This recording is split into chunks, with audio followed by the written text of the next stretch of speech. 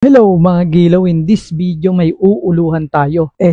May gagawan tayo ng obra at ang placement nito ay sa mismong ulo ni client. At isa nga itong religious tattoo at ang masarap dito, binigyang laya tayo ni client na gumawa ng sarili nating detalye. Nung una, cross lang talaga ang balak nitong ipagawa. Pero nag-suggest tayo na kung gusto niya lagyan ng twist para hindi naman magmukhang plain ang ulo nito, yung mismong cross nito. At hanggang sa nadinig ko nga ang magic word na bahala ka na, kung kaya't mabilis na nagkailaw ang aking kukote upang makagawa ng malaya. Isa kasi sa pinakamasarap sa tenga ng mga artist yung salitang bahala ka na. Ang ibig sabihin kasi nito para sa amin is mas 100% pa sa 100% ang tiwalang pinagkakaloob nila sa atin. Oo, diba? Higit na mas masarap yung pakiramdam na yon kumpara sa naramdaman ni Enrile nung sagutin siya ni Cleopatra. At makalipas nga ang ilang oras, heto na ang kinalabasan ng ating obra.